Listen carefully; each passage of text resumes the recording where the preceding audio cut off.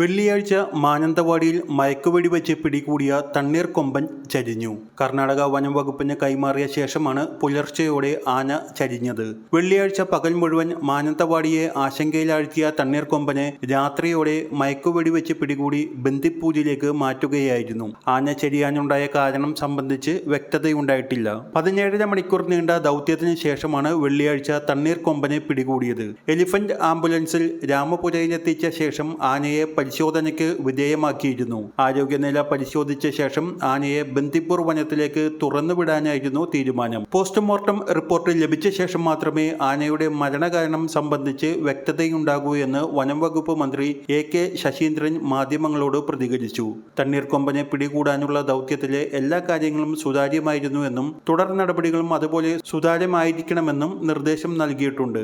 ആനയെ പിടികൂടുന്ന നടപടിയിൽ എന്തെങ്കിലും വീഴ്ച വന്നിട്ടുണ്ടോ എന്ന കാര്യം പരിശോധിക്കുവാൻ 5-അംഗ വിദഗ്ധ സമിതിയെ നിയോഗിക്കാൻ സർക്കാർ തീരുമാനിച്ചിട്ടുണ്ട്. Vigilance, veterinary, engineering, legal, flying squad എന്നീ വിഭാഗങ്ങളുടെ പ്രതിനിധികൾ സമിതിയിൽ ഉണ്ടായിരിക്കും. കർണാടകയിൽ നിന്നുള്ള വിദഗ്ധർക്കൊപ്പം കേരളത്തിന്റെ പ്രതിനിധിയെ കൂടി പങ്കെടുപ്പിച്ചുകൊണ്ടുള്ള അന്വേഷണത്തിന് കർണാടക തയ്യാറായിട്ടുണ്ട്. ഇരു സംസ്ഥാനങ്ങളും സംയുക്തമായാണ് എല്ലാ കാര്യങ്ങളും ചെയ്യുക.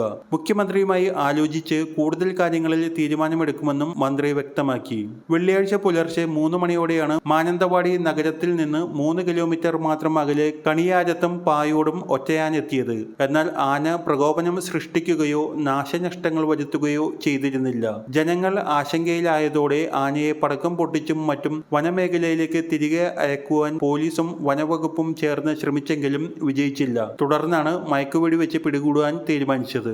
മണിക്കൂറുകൾ നീണ്ട പരിശ്രമത്തിനൊടുവിലാണ് വൈകുന്നേരം 5:30 ആനയ്ക്ക് മയക്കുവെടി വെക്കാനായത്. തുടർന്ന് കുങ്കി ആനകളുടെ സഹായത്തോടെ രാത്രി 10:00 വാഹനത്തിൽ കയറ്റി കർണാടകത്തിലേക്ക് കൊണ്ടുപോയി. തുടർന്ന് കർണാടക അധികൃതർക്ക് കൈമാറി. ആനയെ വൈദ്യപരിശോധനകൾക്ക് വിധേയമാക്കിയ ശേഷം ബന്ദിപ്പൂർ വനമേഖലയിൽ തുറന്നുവിടാനായിരുന്നു തീരുമാനം. എന്നാൽ കർണാടക അധികൃതരുടെ കൈവശം എത്തിയ ശേഷം ആന ചെരിയുകയായിരുന്നുവെന്നാണ് വിവരം. കർണാടകയിൽ നിന്ന് 2 ആഴ്ച മുമ്പ് മയക്കുവെടി വെച്ച് പിടികൂടി ബന്ദിപ്പൂർ വനാതിർത്തിയായ മുലഹൊള്ളയിൽ തുറന്നുവിട്ട ആനയാണ് തണ്ണീർക്കൊമ്പൻ. ഓപ്പറേഷൻ ജംബോ എന്ന ദൗത്യത്തിലൂടെ കർണാടക വനം വകുപ്പ് ഹാസനിലെ സഹാറ എസ്റ്റേറ്റിൽ നിന്ന് പിടികൂടിയ ആനയായിരുന്നു ഇത്. മൈസൂരിലെ വനം വകുപ്പ് ഓഫീസ് റേഡിയോ കോളറിലൂടെ ആനയെ നിരീക്ഷിച്ചു വരികയായിരുന്നു. ആനയെ ജനുവരി 16-നാണ് കർണാടക വനം വകുപ്പ് പിടികൂടിയത്. പ്രദേശത്ത് ഭീതി വിതയ്ക്കുകയും കൃഷി നശിപ്പിക്കുകയും ചെയ്തതോടെയാണ് ആനയെ പിടികൂടാനുള്ള ദൗത്യത്തിലേക്ക് വനം വകുപ്പ് കടന്നത്. സ്ഥിരമായി കാപ്പിത്തോട്ടങ്ങളിൽ കറങ്ങി നടക്കുന്ന ശല്യക്കാരനായിരുന്നു ഈ ആന എന്നാണ് വിവരം.